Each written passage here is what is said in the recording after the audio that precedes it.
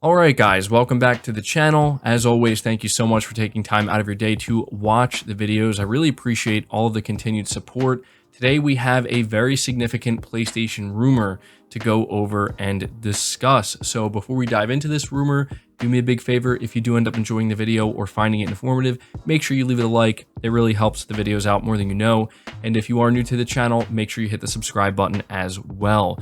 So we have a report from Bloomberg where they say that Sony is set to unveil Project Spartacus, their new subscription service, as soon as next week. So going over here to the Bloomberg article, it says Sony is preparing to introduce a new video game subscription service for the PlayStation as early as next week, said people familiar with the plans. The service, which has been in development under the codename Spartacus, is Sony's answer to Microsoft's Xbox Game Pass, a sort of Netflix for video games that has amassed more than 25 million subscribers. Sony's will debut with a splashy lineup of hit games from recent years, said the people who requested anonymity because the plans are private. Sony's new service will combine two of its current offerings, PlayStation Now and PlayStation Plus. Customers will be able to choose from multiple tiers offering catalogs of modern games and classics from older PlayStation eras.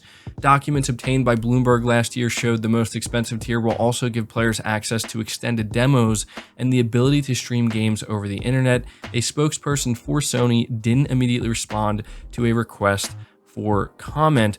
PlayStation consoles have outsold Xboxes in recent years, but Sony lags behind Microsoft's efforts in the streaming market. Xbox Game Pass offers hundreds of games for $10 a month. One of Game Pass's biggest selling points is that subscribers get access to many titles on the same day they go on sale in stores for $60 or $70 each. Sony will likely be at a disadvantage there. The new service is not expected to feature its biggest titles on the day they come out. The upcoming God of War Ragnarok, for example, is unlikely to be offered on the streaming platform right away, said one of the people familiar with the plan.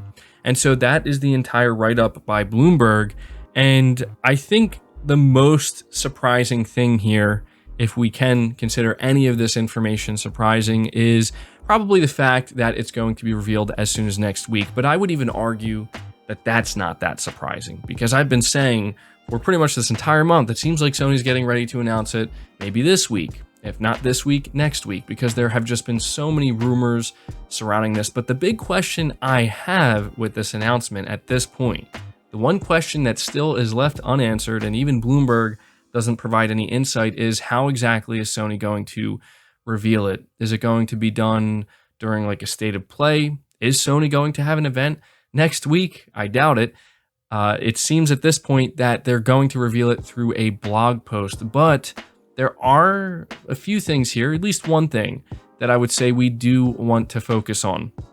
And I'd say that out of everything we're going over here, this is probably the newest info. They say that Sony's new service will debut with a splashy lineup of hit games from recent years. Now, that makes sense. We didn't really hear that before, but it does make sense that when Sony reveals this, they are going to want to drum up a bit of excitement, and they're going to attempt as best they can to steal the spotlight, even if it's just temporarily, from Game Pass. I mean, Sony in this area, frankly, has not been able to generate the same type of momentum that Microsoft has. Now, my personal stance is I'm not really that into these types of subscription services. I'm more of a traditional type gamer. You guys know that. But I have accepted at this point in time that, yeah, services have their place within the gaming industry, and they're going to continue to grow and be more relevant over time. And so it just makes sense why Sony is going to want to try to get more involved here. And so, again, looking over this information, we did kind of hear all of this already from other sources. The fact that there are going to be multiple tiers, and it seems like people are not that happy based off of at least what I've read in my comment sections and what I've been reading from people online. If this is exactly how Sony is planning to do it, where they have 3 tiers, and the highest tier, what you get at the highest tier is you get game streaming, and you also get the ability to play classic games as well as game trials or game demos. people don't seem very happy about that. They kind of feel like maybe it's not that good. It's just not really that significant. And I think what Bloomberg points out here is the obvious, right? And that is the fact that Sony is not planning to do day and date with their big AAA titles, or probably any of their first party titles. They're going to continue to sell them as they do now. But what's interesting, I think, is that at the bottom of the article, it says it is unlikely to be offered on the streaming platform right away. Now, that is interesting because it seems that whoever they spoke to at Sony, who is familiar with their plans, we don't know who it was, but whoever they spoke to seems to be phrasing it, or Bloomberg, I should say, because this is not in a quotation. Bloomberg is phrasing this in a way that makes it sound like they expect or they anticipate that Sony will end up putting these games into the service. And I think it makes sense. I think that's exactly what Sony's plan is with this. I think Sony is once again taking the same approach that they did with PC gaming. Now, people were very surprised when Sony entered the PC market with some of their first party titles, and they still have been pretty gradual with it, right? Like, they haven't been really doing it as aggressively as I think some people anticipated they would. But it became clear that Sony wants the best of both worlds. Sony wants to be able to put out their new AAA exclusive titles at full price, 60, 70 bucks, and rake in all of those sales. And once they've extracted every last drop out of those sales, full price sales, or close to full price sales as they can, they will then move it over to PC and extract even more sales. I think we are going to see the exact same approach with their subscription service. They are not going all in like Microsoft is, but I do think that what we could see, for example, Horizon Forbidden West has been out for a little over a month now, and by the time we get to, say, March 2023, or maybe even October or November of this year potentially, we'll have to kind of keep an eye on Horizon and see how quickly the price goes down. But assuming by that time Sony has extracted the overwhelming majority of their full price sales, we could see it go to PC, and then they'll extract even more sales. And then once that's done, maybe a couple months after that, 3 to 6 months after that, then they'll be like, okay, now we're going to put it in Spartacus. We're going to put it in our service. I mean, Sony does have to be careful if that is their plan, only because if they condition players to expect certain time frames, they may end up losing out on sales. For example, if we see them start to follow a pattern where a brand new AAA game comes out at full price, 1 year after that game is out, it releases on PC at full price or very close to it, and then 6 months after the PC release, they put it onto their service, that may send a signal to players, well, you have to wait a year and a half and you can get it for free on the service.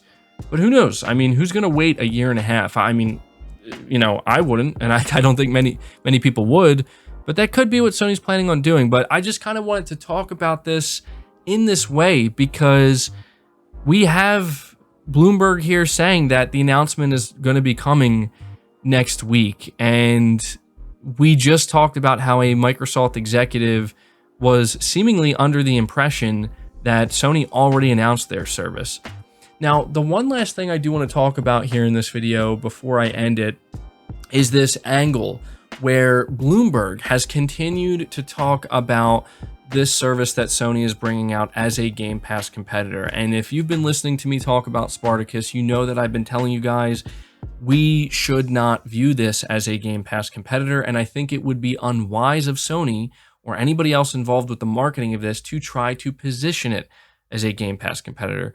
The reason for that is because I just don't think people are going to respond as positively to this service as they have Game Pass. And I think that if Sony attempts to position this as a Game Pass competitor, then they're going to have to be okay with that. And Sony might be totally okay with that because the way they see it is, well, maybe we can be the later down the line. If we choose to put our games onto the service day and date sometime in the future, that could be their approach here. But I guess what I am trying to say here is that I would understand, for as unwise as I think as it would be, why Sony would attempt to position this as a Game Pass competitor, because Game Pass, as I said at the beginning of this video, is something that people constantly talk about, and it really is one of Xbox's greatest strengths, and it's done a lot of heavy lifting for them in terms of public perception and winning people over. If Sony can achieve, similar results with this service, even if it's not the same, then it's completely understandable why Sony would want to position it as a Game Pass competitor, even if they're not going to be able to match exactly what Game Pass is offering. Something else, I know that I said that was going to be the last thing, but something else I do want to mention is I still see a lot of people holding out hope that Sony is going to just come out with this service and just drop, one of the biggest reveals in PlayStation history, that being that you will be able to access like the entire or close to the entire library of the PS1, the PS2, and specifically the PS3. You will be able to play games natively on your PS5, PS3 games that is, through emulation. It won't require streaming, or even if you own the discs, you're going to be able to put the discs in. I don't think that's going to be a thing. I think it's obvious at this point that that's not going to be there, at least not at the launch of this service. Maybe it's something that Sony could add on to the service later on. But, a lot of people, believe it or not, we have to understand this. A lot of people are not going to be very happy about the notion of having to pay for this service to have access to these classic games. And I want that to be understood, because this is why I get concerned about the way Sony is going to announce this and reveal it. Because if they come out here and they're like, hey, we have 3 tiers, and if you subscribe to the highest tier for like $16 or $15 a month, whatever it may be, you're going to get access to all these classic games. You can download some of them. You can stream a lot of them. Like, they're going to try to really make that sound like that's an exciting thing. But in reality, I don't know that that's very exciting to a lot of people, because the reality of that is they're just selling you PlayStation Now, something that's already existed for quite some time now. And the big problem, I don't know if it's a big problem, but the big problem that people have seemingly had with Sony is that they have not pursued backwards compatibility the same way that Microsoft has. Microsoft has worked very hard to make it so you can just natively play Xbox 360 games, and the whole thing on their platform. Granted, it's not every game, and they've had to kind of dial it down, but still, that was a big deal with what Microsoft did. And people were looking at Sony like, Sony, you have such a rich history, the best gaming catalog, one of the best gaming catalogs around. You should be doing this. You should absolutely be doing this. And as of right now, they still haven't. And I think a lot of people are still holding out hope that this is where Sony's going to reveal that they did do that. But even if they did, keep in mind, unless they announce like you can put your discs in, you can put your PS1 discs, 2 discs, 3 discs into your PS5 or your PS4 and play them, keep in mind that this is still going to be behind a paid service. So I'm not trying to be like, the downer here and make it sound like it's bad and it's not good. But the reality of it is, guys, is, a lot of, I don't want to say most PlayStation fans, but a lot of people that I see replying in my comment sections and just a lot of my followers and subscribers, they seemingly are not very excited about this, because they are just like, I don't care about paying more for a service, like that's just not what they're interested in. And that's kind of where I am at as well. I mean, I'm going to be excited again to see this, and it'll be nice to see Sony, coming out and announcing something, and it'll be hopefully a good time. But I just don't know that this is for me, and I don't know that it's going to be for all of those who have been waiting patiently for Sony to one day pursue backwards compatibility in the way that they hope they would. Where I'm going to end this is by saying, to me, based off of everything I'm reading here from Bloomberg, if it's true that this is going to be announced next week, to me, it still just comes off as this is essentially Sony just combining PlayStation Now, as it is right now, with PlayStation Plus and calling it, I guess, just PlayStation Plus, or maybe they'll call it something else, but it's just going to be a singular service with different tiers. That's all it is. That's really all it is. However, and I apologize, this video is going on, but the last thing I have to say is that You know, when we talk about Sony debuting this lineup with a splashy lineup of hit games, that could be the difference maker here in how this is perceived, because we know that Sony found some pretty good success with the PlayStation Plus collection on PS5. I think people forget about that. A lot of people were looking at just how many games were available, and even though it wasn't as many games as something like Game Pass, the quality of those games were so good and so high, and the value, people were like, this could easily turn into a Game Pass competitor. So if Sony can take essentially what they did with the PS Plus collection and really kind of beef that up like in a significant way, sure, you're not going to get day-and-date titles, but that could still be a big deal to some people. So there are pros and cons here, and I'm essentially just trying to go through all of them within this video. But yeah, it seems like next week we will get the announcement, and I have a feeling it will come in the form of a blog post. And so that does it for the video, guys. I apologize it turned out longer than I wanted it to. Thank you for everybody who stuck around and listened to me kind of like ramble on about this. At this point, leave your thoughts down below. I'll be very interested to see what you have to say. Again, leave the video a like, subscribe if you're new, hit the bell notification icon, and feel free to share this video out on top of all that. But until next time, guys, take care.